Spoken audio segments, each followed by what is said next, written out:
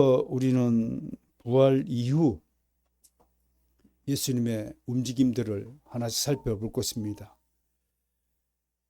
무엇보다도 상실감에 빠져있던 제자들을 위로하시기 위해서 제자들을 먼저 찾으시는 주님의 행적을 보게 될 것입니다.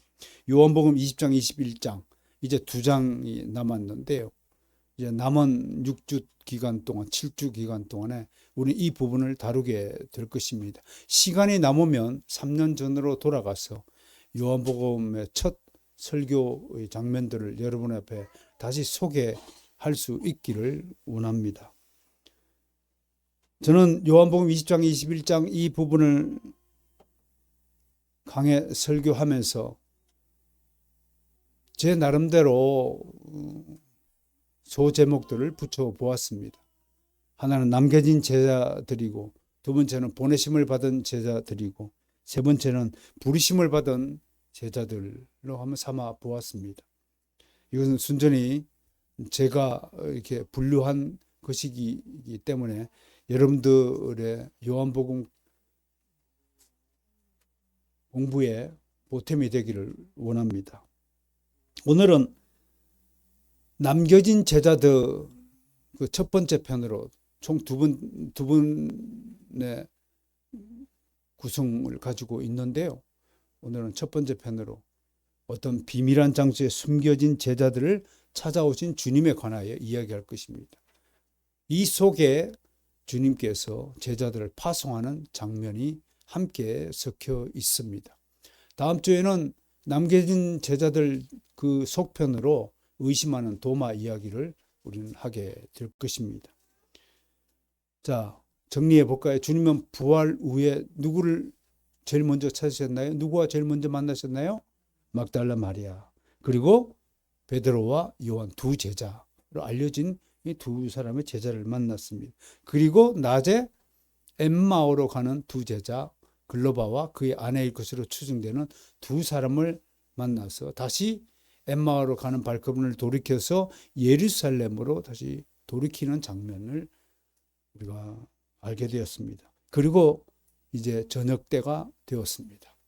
첫날 저녁이죠. 주일날 저녁, 오늘날 치면 일요일 저녁이 되겠습니다. 금요일 오후에 돌아가시고 토요일 하루 동안 무덤 안에 계시고, 그때 다른 성경 구절에는 지옥으로 강화하시고 라는 구절이 있죠. 그리고 드디어 일요일 아침 새벽에 부활하셔서 막달라 마리아를 만나시고, 그런 장면들이 연출되어 있습니다.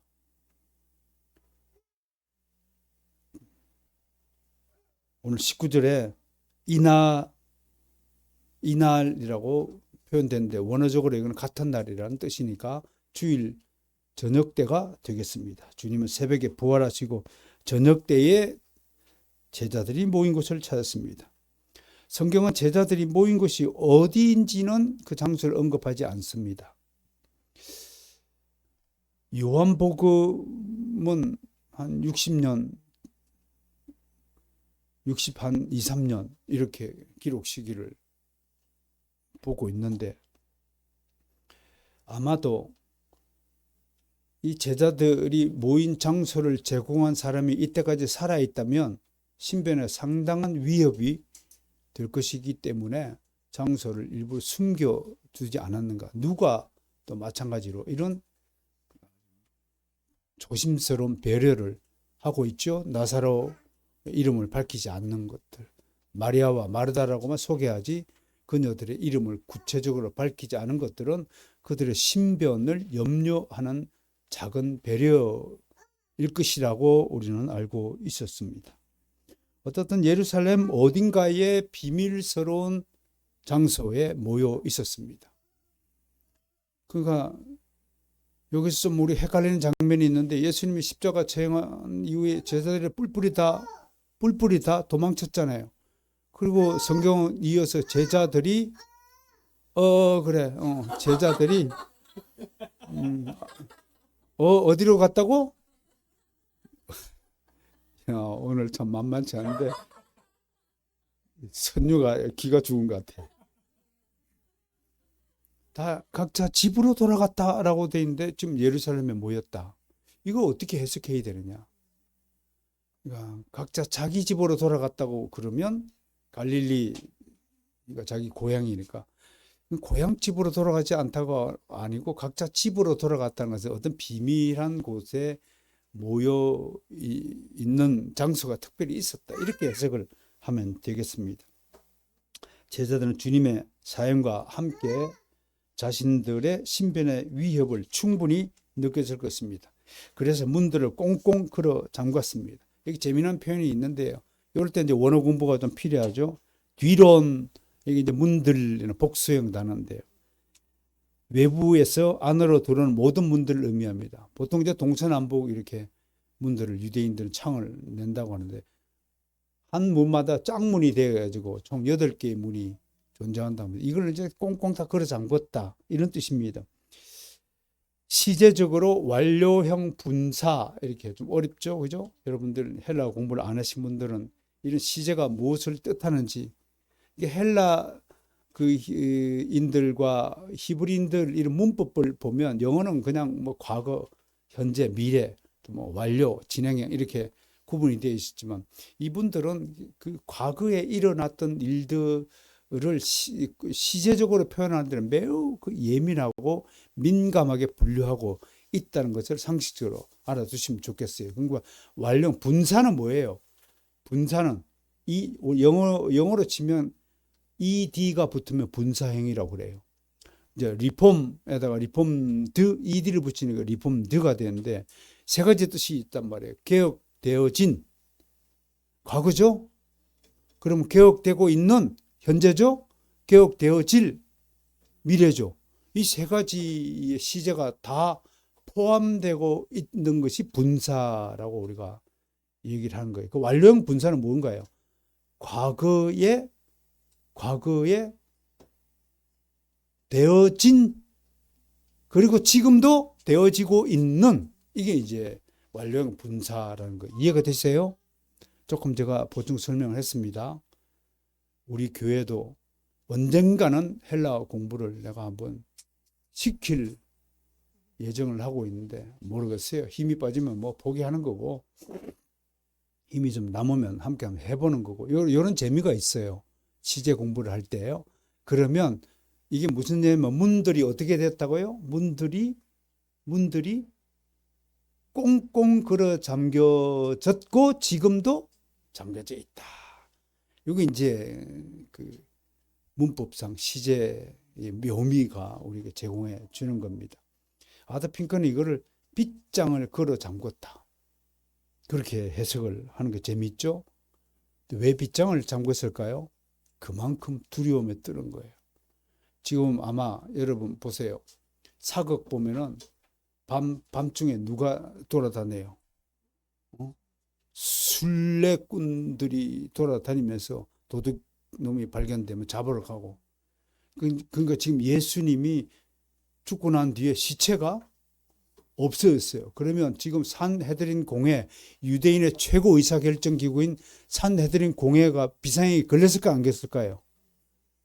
지금은 누가 야당 대표가 이제 유죄 판결을 받으니까 비상총회가 열렸죠. 그것은 비상한 일이 발생했다라는 것을 의미하죠. 그러면 비상한 일이 발생했으니까 그 공회에서 뭐라고 그럴게요? 이 남은 제자들 싹 다 잡아라. 체포령이 떨어졌겠죠. 그러니까 비밀 장소에 몰래 지금 숨어 있는 광경을 좀 보게 되는 것입니다. 얼마나 간이 쫄았을까요? 잡히면 뭐예요? 바로 사형이에요. 잡히면 사형. 이런 글을 읽으면서도 이 위기감이 체감이 안 되는 분은 우리가 보통 뭐라고 하냐면 영적으로 죽은 상태다. 그렇게 얘기하는 거예요. 다른 사람의 마음의 아픔에 공감이 안 되는 사람은 뭐가 죽었다고요? 영이 죽어 있다. 다른 사람의 일에 뭔가 반응하는 마음이 없고 다른 사람의 고초와 아픔에 공감하는 마음, 아픔이 없다. 그게 시기적으로 2000년 전이든 지금이든 간에 관계없이 주의 은혜의 사랑, 이 성령의 은혜를 받은 사람은 그게요. 뼈저리게 느껴져야 하는 거예요.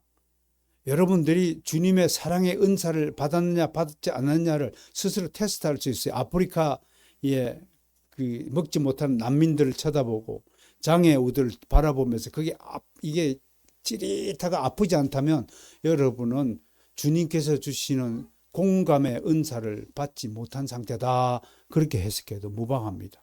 무덤덤한 거예요. 그럼 죽은 상태예요. 잠자는 상태예요. 죽은 상태를 너무 심하게 과장되게 표현한다면 잠자는 상태예요. 그러면 그분은 어떤 대접을 받을까요? 그 사람이 본인이 아팠을 때는 주님께서 안 돌봐주세요. 옛날에 어떤 늙으신 분이 맨날 기도할 때 주님 기도했습니다. 그러고 말았대요. 근데 이분이 이제 죽을 병에 걸려갖고 병원에 입원해 있으니까 주님이 문을 싹 열더니 빼꼼하고 가버리더래요. 그 환자가 주님 왜 나를 위문하지 않고 갑니까? 너도 나한테 빼꼼 인사하고 가지 않냐라고 우스갯소리가 있듯이요. 다른 사람의 아픔에 공감하는 거. 여러분 보세요. 지금 제자들이 얼마나 간이 콩알 만에 있는가를 느껴지십니까? 이게 느껴져야 이 설교가 감동이 되고 짜릿짜릿해지는 겁니다. 이게 세속에 세상 일에 너무 물들어 버리고 자기 인생에 그냥 완전히 함몰이 되신 분은 이 공감이 없어요. 짜릿짜릿한 거예요, 지금. 제 아들이 숨소리도 안 들릴 만큼. 자기들끼리 대화할 때 한번 보십시오. 이걸 드라마로 찍는다고 생각하면 귓속말로 아마 얘기했을 겁니다. 말이 또 바깥으로 새어나가면 누구한테 바리새인들이 보낸 군졸들에게 들키면 바로 체포되어 죽을 위험에 있으니까 야, 예수님이 어디 가셨을까? 여러분 같으면 뭐라고 옆 사람에게 물어보고 싶어요. 야, 우리는 어떻게 될까? 야, 너는 언제 집으로 돌아갈래? 그런 이야기들이 오고 같지 않았을까요? 여러분 문학적 상상력을 통해서 한번 상상해 보세요. 이런 것들을 묵상하는 재미가 될 것이라고 저는 생각을 합니다. 어떻든 제자들이 얼마나 두려움에 처했는가를 우리는 오늘 알게 됩니다. 두 번째로 살펴볼 것은 이날이 바로 첫날이라고 하는 겁니다. 왜 성경이 이날을 첫날이라고 할까요? 이날이 바로 최초의 주일입니다. 이날은 바로 예수님이 부활하신 첫날입니다. 오늘날 우리가 일요일날 이 주일날을 일요일로 정하고 이날에 모여 예배하는 것이 바로 여기에 근거를 두고 있습니다. 첫날이라는 겁니다. 제자들은 부활 후 첫날에 세상과 동떨어진 곳에 모여 있었습니다. 잘 들으세요. 이 첫날에 제자들이 모였다라는 의미 하나하고 두 번째는 세상과 동떨어졌다라는 두 번째 의미가 있는 겁니다. 그러므로 이날은 우리의 날이 아니고 주의 날입니다. 여전히 많은 교회 다니는 사람들 중에서 주일에 참된 의미를 깨닫지 못하면요. 이날이 내 목숨, 내 생명이 왔다 갔다 하는 날이라는 것을 자각하지 못하면 이날을 우습게 여깁니다. 이날을 월요일과 토요일과 같은 날로 치부하게 되는 겁니다. 우리가 지금 예배하는 이 주일은 월요일과 토요일 같은 세상의 주일과 전혀 판이하게 다른 거룩하게 구별된 날임을 여러분 믿음으로 인식해야 됩니다. 그러면 주일날 주께 나와 예배하는 이것이 얼마나 귀하고 복된 것인가를 짜릿하게 느낄 줄 알아야 참된 그리스도인이다 할 것입니다. 이것으로 이제 새로운 시대가 열린 거예요. 토요일 안식일 준수에 매여 있던 율법의 백성들이 새로운 신약의 시대를 맞아 주중 첫날을 주일로 지키기 시작했다는 것입니다. 안식일, 지금 토요일 안식일교라는 단체가 있죠. 참 이분들은 이런 요한복음에 대한 공부를 좀 조금이라도 주의 깊게 했다면 그렇게 어리석은 주장을 하지 않을 것입니다. 그들은 아직도 구약 율법의 시대에 살고 있다는 것을 깨달아야 될 것입니다. 이때부터 토요일이 아니라 일요일이 세상적인 일과 관심사들로부터 떠나 안식하며 하나님의 일에 전념하는 날이 된 것입니다. 무슨 일에 전념한다고요? 하나님이에요. 내 일 아니에요. 내 가정의 일 아니에요. 오직 하나님 일에 전념하는 겁니다. 그것이 바로 교회의 일입니다. 난 여러분에게 당당히 촉구합니다. 여러분들이 정말로 하나님께 복을 받고자 싶으면 주일날 해 뜨는 시간부터 해 지는 시간까지로 온전하게 하나님만을 위하여 살아가는 시간표를 작성해야 할 것입니다. 일어나자마자 기도함으로부터 시작해서 주일 예배를 드리러 가기 위해서 온 몸을 깨끗하게 준비하고 예물을 또 마련하고 의복을 정결히 하고 그렇게 해서 예배 준비를 하면서 교회에 나오는 발걸음을 할렐루야 찬송하는 마음으로 교회에 나와야 될 것입니다. 그리고 교회에 나와서 한 주간의 삶을 되돌아보면서 하나님께 진심으로 회개하는 시간을 가져야 될 것입니다. 우리 교회가 여러분들이 회개를 잘 안 해서 일부러 내가 통성으로 합심으로 회개하는 기도의 시간을 가지는 거지만 그것보다도 여러분들이 자발적으로 교회에 나오면 한 주간 동안 하나님께 나와 그 삶을 정리하는 시간을 가지는 것이 참 옳은 신앙의 길이다라고 충고하면서 고민하는 것입니다.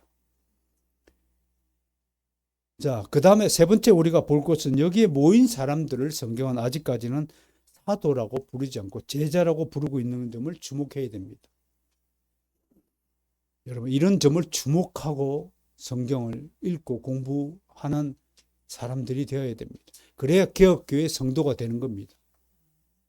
일반 교회, 저도 일반 복음주의 교회에서 자라고 성장했지만 단 한 번도 이런 부분에 대해서 제가 강해 설교를 들어본 적이 없습니다.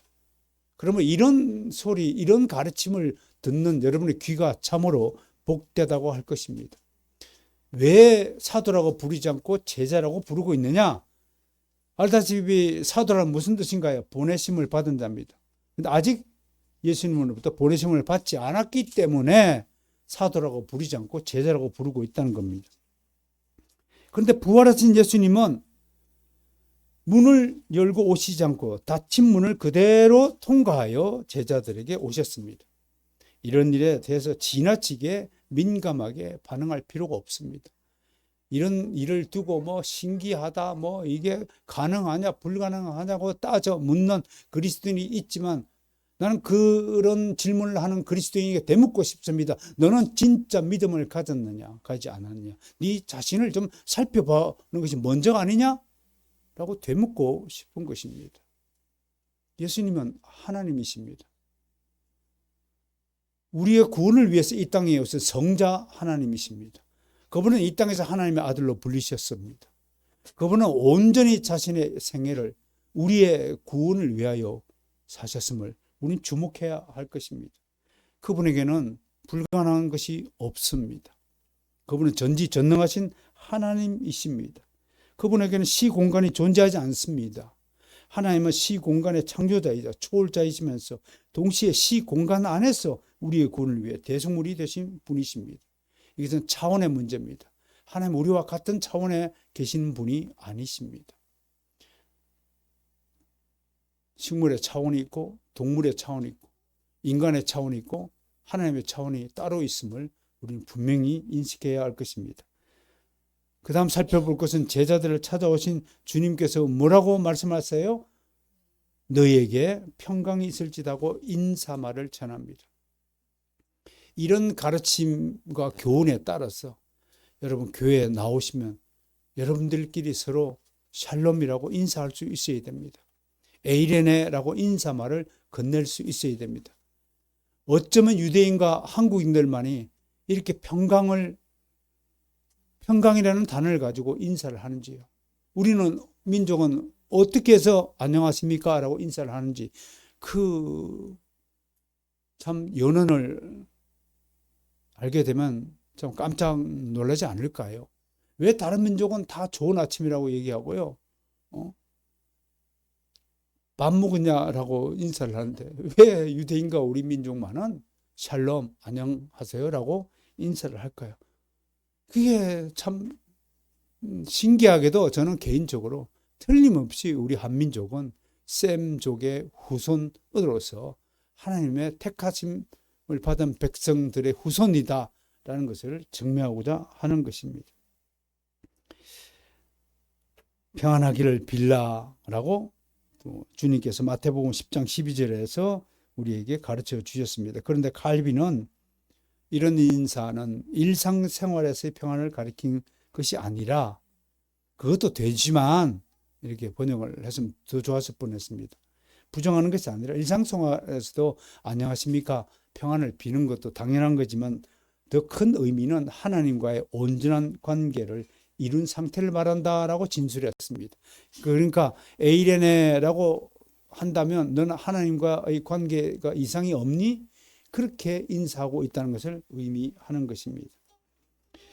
예수님 자신과 깨어진 관계가 이제 부활과 그 현장에 나타나심으로 인해서 다시 회복되리라는 의미로 사용한 것이라고 볼 수 있습니다. 하나님이 주신 진정한 평강은 예수님의 십자가 죽음과 부활과 승천으로 완성됩니다.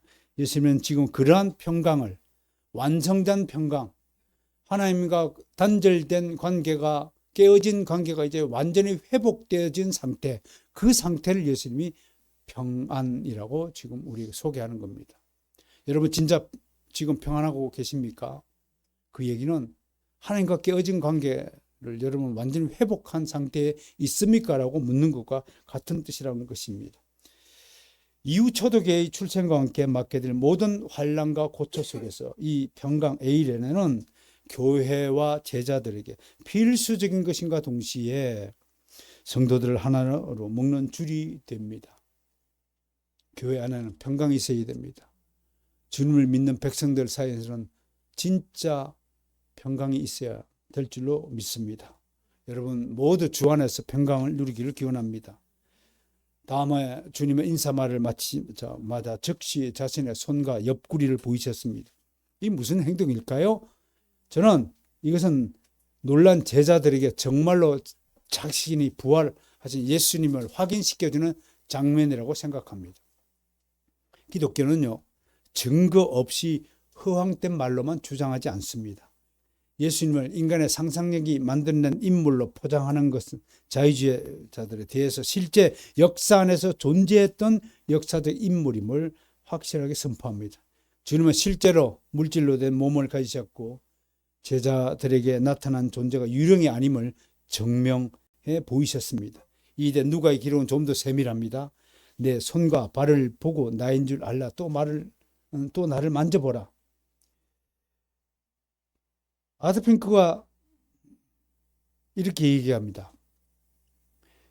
보세요. 누가는요, 손과 발을 보이셨다고 하고 요한은 옆구리를 보이셨다라고 소개했거든요. 근데 요 차이에 대해서 아드핑크가 이렇게 재밌게 해석을 합니다. 물론 저는 이런 해석에 대해서 100% 동조하는 것은 아닙니다. 다만 특이한 해석이기 때문에 여러분에게 소개하는 것입니다. 누가는 손과 발을 보이셨다고 말하고 있다. 요한은 옆구리를 언급한다. 이 차이 또한 의미심장하다. 여기에서 옆구리에 대해 언급하는 데는 특별한 이유가 있다. 그의 옆구리를 통하여 사랑의 보좌가 있는 가슴, 심장에 이르는 길이 열렸기 때문이다 얘기합니다. 유럽 사람들은, 서구 사람들은 사랑이 어디 있다고 표현합니까? 심장에 있다고 하죠. 그래서 하트라고 그러잖아요. 하트. 심장에서 사랑이 나옵니까? 의과학자들은 그걸 모른다고 얘기합니다. 어떤 분은 뇌에서 사랑의 감정이 명령을 내리면 심장이 느끼도록 그렇게 되어 있다고 얘기하죠. 근데 심장이 어떻든 간에요. 사실은 심장이 하트 모양으로 생긴 건 아닙니다. 근데 우리 심장이 뛴다는 것은 언제 뛰냐면 다른 사람을 불쌍히 여길 때, 다른 사람을 사랑할 때, 뭔가 하나님의 말씀을 듣고 감동할 때 심장이 뛴다라고 표현하는 거거든요. 그러니까 옆구리를 찔렀다는 것은 바로 심장을 찔렀다라는 뜻이 되거든요. 저는 이것을요, 오히려 한 발 더 나아가서 사탄이가 가장 싫어하는 것은 하나님의 사랑이라고 좀 봅니다. 지극히도 사랑을 싫어합니다. 이런 분들, 마귀에 속한 자들이 가장 의심이 많은 부분이, 그리스도인들이 찾아와서 주님은 당신을 사랑합니다, 당신은 사랑받기 위해 태어난 이런 노래 부르면 진절이 칩니다. 왜냐하면 그런 사랑은 존재하지 않는다고 의심합니다. 처음부터 사랑을 믿지 않습니다. 그래서 사랑을 믿지 않기 때문에 우리가 베푸는 좋은 뜻의 호의마저도 다 전부 의심하고 거절합니다. 뭔가 속셈이 있겠지. 네가 나를 도와주는 것은 무슨 다른 뜻이 있을 거야. 그리스도인들이 다가와서 열심히 좋은 뜻으로 선대하고 손에 갈 때마다 과일을 사다 들고 맛있는 거 같이 먹읍시다 하면 나중에 가서 교회 나오라는 거지? 이렇게 항상 그렇게 받아들입니다. 그것이 마귀의 속성이라는 것을 우리는 알아야 됩니다. 마귀는 하나님의 사랑의 그림자가 비치는 것도 진저리 치게 싫어한다는 것을 아셔야 합니다. 그럼에도 불구하고 우리는 주님의 사랑을 그들에게 선보여야 되는 의무를 가졌다는 것입니다. 실제로 부활하신 주님을 확인하자 제자들은 기뻤습니다. 기뻐하더라 해당하는 헬라어의 카레사는 추후의 의심을 가질 필요가 없이 단번에 기쁨에 가득 찼다, 기쁨 충만했다라고 얘기한 겁니다. 이따 오후 연합예배 강의 때 믿음이 낳은 첫 아들의 이름을 제가 기쁨이다라고 정하면서 믿음과 기쁨을 여러분께 소개할 것입니다. 이에 주님은 다시 한번 제자들에게 평강의 인사를 건넨 다음 처음으로 제자들을 보내시고 계십니다. 여러분은 지금 부활하신 예수님이 밤중에 어느 비밀한 장소에 모이는 제자들을 찾아와서 하나하나씩 자기 자신을 증명해 보는 장면을 지금 보고 계십니다. 평강의 인사를 건넨 다음 예수님은 처음으로 제자들을 보내십니다. 뭐라고 말씀한가요? 시작. 21절. 아버지께서 나를 보내신 것 같이 나도 너희를 보내노라 라고 말씀했습니다. 여기서도 원어 공부를 할 필요가 있습니다. 우리는 그냥 보낸다 그러고 말 것인데요. 헬라어는 두 가지 용도가 있습니다. 단어가 있습니다. 눈여겨봐야 할 것은 보내다는 단어가 두 가지로 사용된다는 점입니다. 앞에서 성부 하나님의 예수님을 보내다는 아페스타칼렌으로 하는 시제적으로 완료형입니다. 이것은 이미 다 보낸 것이 끝났다, 완료됐다라는 것입니다. 즉 성부 하나님이 예수님을 지상에 보내시어 맡기신 모든 사역은 이제 완성되었다라는 것을 뜻합니다. 다음으로요, 예수님이 제자들을 보낸다라고 할 때의 단어는 펜포라는 단어를 쓰고 있습니다. 여기서 지금 펜포를 쓰고 있습니다. 이거는 현재형 동사를 쓰고 있습니다. 완료형 동사가 아니라. 이 무슨 뜻일까요? 이제 제자를 파송하는, 보내는 그 사역이 제자들을 통해서 이제 계속 진행된다는 것입니다. 지금 이 시대를 살아가는 모든 그리스도인을 통해서 예수님은 이 보내시는 사역을 계속 펜포하고 있다는 것을 믿으시길 바랍니다. 이런 것들이 성경에 숨겨진 원어적 의미를 간파하는 것입니다. 그런데 주님은 빈손으로 제자들을 파송하지 않습니다. 22절에 보니까 주님은 제자들이 상상도 못할 선물을 약속하십니다. 그것이 바로 성령입니다. 구약시대 때 유대인들은 성령을 보내신 분은 오직 성부 하나님만이 가능하다고 믿고 있었습니다. 그런데 여기서 주 예수 그리스도가 직접 나도 성령을 보낸다라고 언급하고 있습니다. 그러니까 동방정교회가 틀렸죠? 동방정교회는 성령은 성부에게서만 나온다고 아직도 주장하고 있는데 이건 틀린 주장입니다.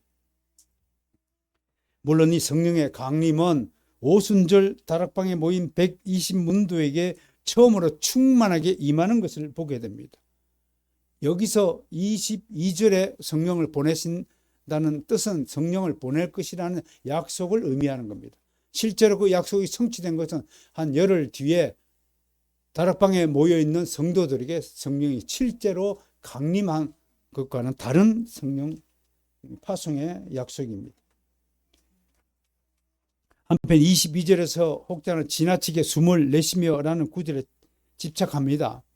구약에서 하나님은 인간을 창조하실 때 코에 생기를 루아흐라고 하죠. 숨을 불어 넣으셔서 사람이 생명이 되었다라고 창세기 2장 7절에서 증언하고 있습니다. 이것은 생명을 주고 있는 존재에게 생명을 집어넣어서 산 존재로 만드는 창조 사역을 말하는 겁니다. 그러나 오늘 이 본문에서 예수님이 숨을 내쉬며라는 구절은 새로운 시대가 시작되는 것을 의미합니다. 이제 나도 성령을 보내셔서 내가 보낸 성령이 너희들을 새로운 시대, 새로운 사역자로 만들어 줄 것이다 라고 선포하는 것을 말합니다. 이른바 성령의 시대를 선포하는 것이다 라고 해석해야 되는 것입니다. 주님 오늘 본문에서 제자들을 향해서 숨을 내쉬었고 에스겔 37장 9절에서는 성령께서 이스라엘 백성에게 숨을 내쉬었다는 그 구절을 오늘 성취하고 계심을 우리가 목격하고 있습니다. 무엇보다도 성령을 받으라 이 말씀은 가서 내 형제들에게 이르라 하신 말씀을 보충해 줍니다.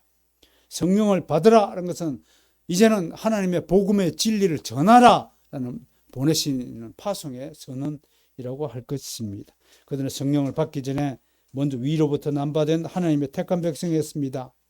그런데 그들에게 왜 성령을 받으라 했을까요? 택한 백성으로서 구원을 받았지만 여전히 그들은 일꾼이 되기는 부족한 어린아이 수준에 머물러 있기 때문에 예수님이 오셔서 성령을 약속하시면서 성령이 주시는 큰 능력의 소유자가 되게 하신 것입니다. 그러므로 여러분, 그 누구도 성령을 받기 전에는 하나님의 능력을 보유하지 못합니다. 이렇게 설교하는 능력도 성령을 받았기 때문에 가능한 것입니다. 복음을 전도하는 능력도 성령을 받지 않고는 여러분들의 힘과 능력으로 전도 한번 해보십시오. 한 사람도 개종시키지 못합니다. 그런 점에서 나는 어제 저녁에도 우리 토요 가정 예배 때 기도를 하면서 우리 교회에 소속된 모든 사람들이 전도의 능력을 받게 해달라고 기도했던 것입니다. 여러분 평생을 살면서 단 한 사람에게도 성령의 능력을 발휘하지 못하고 한 사람도 교회로 인도하지 못하고 신앙생활을 한다면 그것처럼 부끄러운 신앙이 없을 것이라고 생각을 합니다. 이제 하나님께서 그들에게 기름 부으실 때가 왔습니다. 오순절날 다락방에서 이 일은 실제로 실현되었습니다. 난 여러분 모두에게 다시 한번 성령 충만한 역사가 일어나기를 소원합니다. 그렇게 해서 지금의 이런 모습이 아니라 정말 성령 충만한 사람의 모습으로 살아가길 원합니다. 성령 충만한 사람의 모습은 뭔가 달라도 다릅니다. 얼굴에 빛이 나고 복음을 전하는 하나님의 말씀 기름칠이 쥐어지고 기도가 잘잘잘잘 기름이 쥐어지고 얼굴에 환한 하나님의 빛이 돋아나고 말에 힘이 생기고 그 전하는 말을 듣는 자가 야 너는 희한하게 다른 사람들하고는 좀 말이 좀 다르다 이런 좀 평가를 듣는 우리 바로선교회 성도가 되시기를 축원합니다. 그렇게 되려면 어떻게 해야 되겠죠? 죽으나 사나 앉으나 사나 기도해야 됩니다. 말씀을 묵상해야 됩니다. 일주일에 한 번이라도 이렇게 나와서 강해 설교를 들을 수 있어야 합니다. 이 강해 설교가 얼마나 귀한 시간인지 여러분 인생에 있어서 얼마나 여러분을 축복하게 만드는 도구인지를 진짜로 깨닫고 감사하게 여기며 눈물을 흘리면서 이 하나님의 말씀을 듣는 믿음이 되어야 될 것입니다. 그게 능력입니다. 그게 성령으로 무장하는 것이고 그것을 성령의 은사와 선물을 받았다라고 얘기하는 것입니다. 드디어 제자들은 주님으로부터 보내심을 받은 사도가 되었습니다.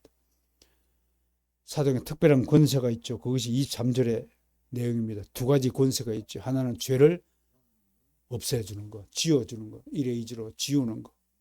두 번째는 죄를 그대로 두는 것. 이것이 사도들에게 주신 겁니다. 근데 이걸 어떤 목사들이 오용합니다. 마치 오늘날 목사에게도 이 두 가지 권세가 주어진 것을 착각하고 막 손을 뻗어갖고 내 죄가 너에게 그대로 있을지어다고 저주하는 기도를 일삼는 목사가 있습니다. 겁주는 겁니다.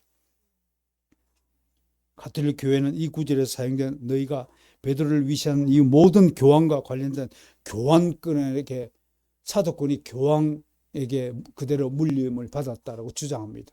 나는 그들에게 묻습니다. 도대체 그렇게 주장하는 근거가 어느 성경에 있냐고 묻고 싶습니다. 왜 당신들은 성경에 없는 내용을 지들 마음대로 지어가지고 조작하고 주장한단 말입니까? 성경에 없는 것을 주장하는 것은 기독교가 아닙니다. 이 점을 여러분 분명히 명시해야 되고요. 세상에 봐줄 걸 봐줘야죠. 성경을 조작하고 십계명을 조작하고 누락시키고 성경을 엉뚱하게 해석하는 그런 악한 무리들을 여러분들 다른 것은 그렇게 편협하고 옹졸하면서도 왜 이렇게 어마어마한 악의 무리에 대해서는 그렇게 관대하고 관용을 잘 베푸십니까? 다른 사람이 잘못하면 옆에 있는 성도가 조금이라도 내 마음을 심란하게 하고 잘못하고 말을 실수하면 그냥 철전지 원수처럼 지내면서 왜 가톨릭 교회의 이런 악한 행위에 대해서는 조금 더 언급하지 않고 너 그렇게 봐주고 계시는지 우리가 정말 이런 부분에 대해서는 진짜 회개해야 됩니다. 진리 앞에 바로 설 줄을 아는 성도가 되어야 할 것입니다. 사람에게 이 두 가지 권세가 주어진 게 아닙니다. 오직 사도들에게만 주어진 특별한 권세, 그 시대에 그 사도들에게만 주어진 한정된 권세라는 것입니다. 성경은 죄사함의 권세는 하나님만이 가진다고 공언합니다. 사도가 되었던 무엇이든 사람에게는 이 권세가 없습니다. 교황 할아버지라도 이런 권세는 받지 못하는 겁니다. 성경에 죄를 용서하는 권능은 하나님의 고유한 특권이라고 계시되었습니다. 오직 하나님 한 분 외에는 누가 능히 죄를 사하겠느냐? 마가복음 2장 7절의 말씀입니다. 유대인들도 그 사실을 모두 인정했습니다. 그러므로 선포하는 권세와 그것을 실행하는 권세는 다릅니다. 우리는 내 죄가 주 예수 그리스도 이름으로 명하노니 내가 사해지기를 원하노라 그렇게 말을 할 수는 있어도 내 권한을 가지고 너의 죄를 내가 없애노라 라고 그렇게 선포할 권한은 없다는 것을 지금 말씀하는 것입니다. 칼빈도 그렇게 증언했습니다.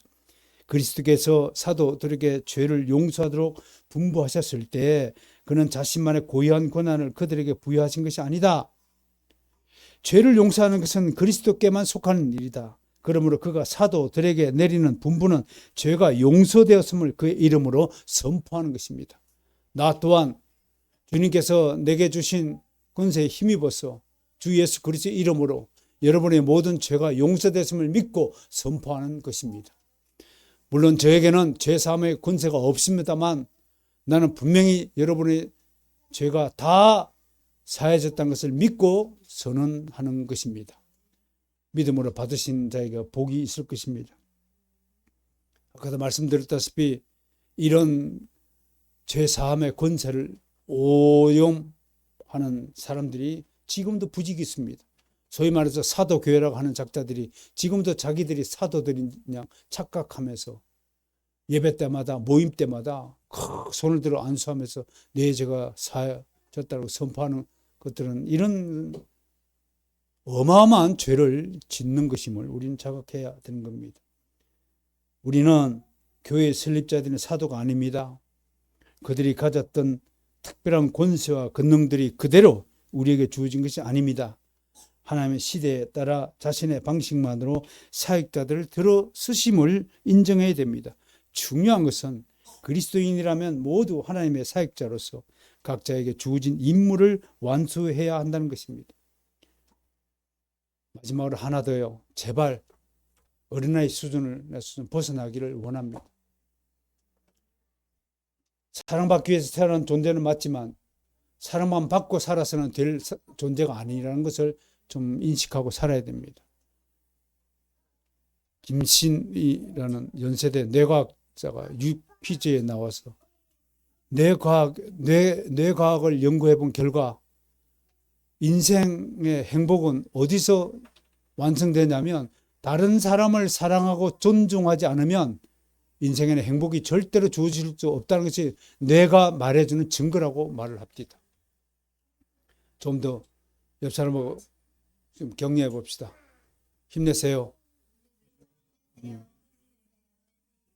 좀 쑥스러운 말이지만 주님의 이름으로 당신을 사랑합니다. 시작.